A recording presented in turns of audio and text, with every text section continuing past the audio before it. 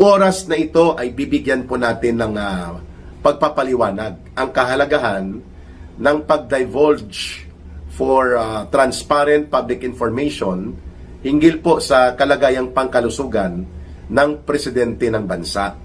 Sapagkat ito po ay isang issue at concern ng national security and national public interest po ito ng mamamayang Pilipino. Kamakailan lamang po ay nakita sa isang public gathering si Marcos Jr. na bagsak po ang pangangatawan, no? So I think it was in Mandaluyong sa Metro Manila. At napakalaki po ng makikitang manifestation ng hindi magandang pangkalusugang kalagayan ng presidente na ito. At isa po dyan sa issue ay ang hindi pagkakaroon ng open, public, transparent discussion mula po sa palasyo ng Malacanang from the office of the president. Parang tinatago talaga nila at ayaw aminin na may malubhang karamdaman ang presidente. Bagamat nakikita na siya in several public gathering or public events, hindi natin makakalimutan na muntik-muntika na ito na mag-flatline ayon sa mga impormasyon na pumasok nung nakaraang 2 linggo nang isinugod siya sa pagamutan sa St. Luke's Hospital dito sa may I think BGC area, no? Kung hindi tayo nagkakamali, dito sa may Bonifacio Global City. At yun nga, no, after several days na nawala siya, nagpakita siya pero hindi masyado sa public events. At inamin nila na nagkakaroon siya ng diverticulitis. Minaliit nila na ang diverticulitis daw na problema ni Marcos Jr. ay wala namang life-threatening, not serious, not critical condition sa pangkalusugan ni Marcos Jr. But we can obviously observe, no, na dito sa pinakahuling nakita natin na public appearance ni Marcos Jr., magkaiba po ang kalagayan ng kanyang pangangatawan. Nangayayat ng gusto at alam mo na may pinagdadaan ng karamdaman. The way makikita po ang kanyang paglalakad, ang kanyang pilit na pagpapakita in public event. So, bakit mahalagang mapuntuhan ito at mabigyang paliwanag? Under the Constitution, kailangan po alam ng mamamayang Pilipino kung healthy pa at may kakayanan pa ang nakaupong presidente na ipagpapatuloy na gampanan ang kanyang obligasyon, ang kanyang duties, functions at pag-discharge ng kanyang kapangyarihan bilang presidente. Sapagkat yan po ay matter of national interest, matter po yan ng national security concern. Mantakin mo ang presidente po may kapangyarihan na nakasaad sa saligang batas bilang pinuno, commander-in-chief ng lahat ng armed forces ng Pilipinas. That includes the Armed Forces of the Philippines or the AFP, the Philippine National Police, and all other armed services. So, under sa kanya yan, no? So, kung hindi maganda ang kanyang kalagayang pangkalusugan, maapektuhan po ang ating chain of command, maapektuhan din po ang disposition of command line, lalo na sa panahon ng mga kagipitan at krisis na pangkalagayan. Ganyan kahalaga po ang pagiging tapat at pagiging bukas sa publiko, sa mamamayan, kung ano na ang kalagayan ng presidente. Pangalawa, there is also a provision. Hindi lamang bilang head of state at bilang head of government, si Marcos Jr. ay mayroon pong provision na kapag incapacitated ang presidente, pwede po na siya ay umalis o alisin muna sa kapangyarihan at mag-function po itong tinatawag na constitutional line of succession. Sapagkat mayroon pong 4 na kategorya upang mag-trigger at ma-implement ang mga probisyon ng konstitusyon. Number 1, kapag namatay po ang presidente na incumbent habang siya po ay nanunungkulan, death.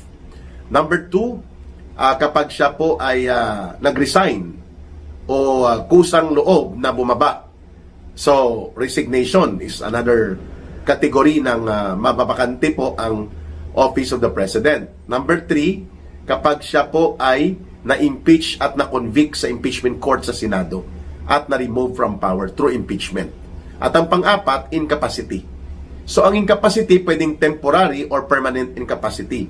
At usually, ito po ay mental and health condition ng presidente. Diyan po pumapasok ang ating punto de vista na hindi ito personal para kay Marcos at sa kanyang mga tauhan na ipaglihim o itago ang kalagayan ng presidente dahil may implikasyon po yan sa daloy ng pamunuan at pag-perform ng otoridad sa Office of the President, lalo pa na mayroon pong malinaw na pinagdadaan ng kalusugang issue o health issue si Marcos Jr. So, kaya naman po, nais nating ilahad ito sa ating mga mamamayan na patuloy na nagtatanong kung healthy pa po ba ang presidente at kaya pa ba niyang gampanan ang kanyang tungkulin bilang pinuno ng gobyerno, head of government, bilang head of state, at the same time bilang commander-in-chief.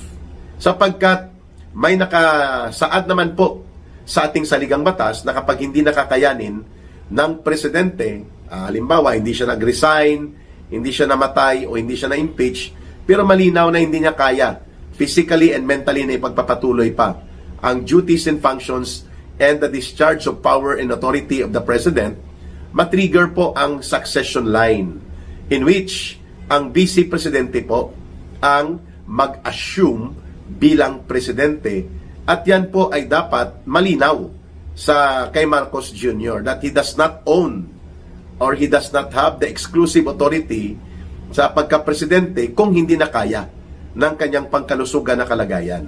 And by the looks of it, mga kababayan, malinaw na mayroon pinagdadaan ng matinding karamdaman ang presidente, ay bigla pong nangayayat, bigla pong bumagsak ang pangangatawan. And limited na rin po ang kanyang mga public appearances and public events na pinupuntahan. Subalit ipinagtatago at pinaglilihim pa rin ito ng kanyang gabinete, lalo na po itong kanyang tagapagtahol na takot na mawala ang kanyang amo sa kapangyarihan, itong si Aling Claire Marites Castro, na malinaw naman po na nililito at nililinlang nila ang taong bayan.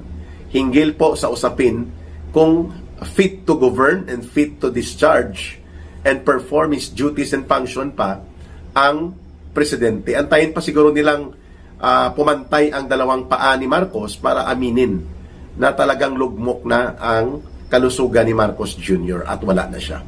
So, ito na po ang isang mga situation na pwede po ang Armed Forces of the Philippines Chief of Staff, ang National Security Advisor and Defense Secretary, ang Executive Secretary at ang Health Secretary ni Marcos ay magbigay po sila ng pahayag kung fit to continue into being the President, fit to continue serving as President, si Marcos Jr. So the Armed Forces Chief of Staff, the Defense Secretary, the National Security Advisor, the Executive Secretary, and the Secretary of Health must report to the people kung ano ang kalagayan ni Marcos Jr. Sa totoo lang na mga impormasyon, dapat ito nakabatay. At yan ay tungkulin nilang gawin sa harap ng mamamayang Pilipino, at ganon din po karapatan niya na i-demand ng mga mamamayang Pilipino. Subalit, alam natin na ipinaglilihim ito ng sadya, pinagtatakpan, inililihis nila ang issue na ito sapagkat takot na takot sila, Marcos Jr., sila Romualdez, at ang mga grupo nila na nagpapanatili nitong sistema ng bulok na gobyerno ni Marcos, sapagkat kapag inamin nila yan na there is a possibility of temporary or permanent incapacity kay Marcos Jr. to continue disposing and discharging his tasks and duties of the President due to health reason, matrigger po ang mechanism na papalit bilang Pangulo si Vice President Sara Duterte. Kaya nga tinatawag ang Vice President na standby President. And that is legal and constitutional. So makikita natin, pinipilit po na ipakita ang physical presence ni Marcos Jr. in some selected public events para lamang papaniwalain ng taong bayan that he is still okay and hindi kailangan po ng magdeklara ng vacancy due to incapacity for health reasons affecting the President seriously and critically. Pero alam natin, nakikita natin ang mga physical observation that hindi siya okay. At antayin pa ba natin na pumantay talaga, sabi ko nga kanina, ang kanyang dalawang paa para ilahad ang katotohanan sa mamamayang Pilipino. Mayroon namang mechanism na pwedeng gawin po yan. Yan ay kung hindi nasisilaw at nagiging gumon na mangunyapit sa poder si Marcos. Tatlong bagay ang nakikita natin dyan. Natatakot siya na aminin na pwedeng magkaroon ng temporary or permanent incapacity laban sa kanyang kalusugan, kaya pwedeng mapalitan na siya ng Vice President. At ang prospects of having a Sara Duterte as Vice President going to be the President, takot na takot sila dahil may pananagutan sila mga kriminal dito sa malawakang pandarambong at panunumbalik ng organisado at sistematikong pangungurakot sa kaban ng bayan na pinamunuan mismo nila Marcos at Romualdez. So the fear that they will be held accountable, subjected to prosecution, and they will be punished at babawian sila ng mga ninakaw na kayamanan, ay nagtutulak kina Marcos na magsinungaling sa kanilang katotohanang hinaharap na mayroon siyang seryoso na karamdamang pinagdadaanan. That can trigger vacancy in the office of the President due to incapacity for reason of health or serious health reason. Number 2 ay talagang uhaw at kapituko sa poder.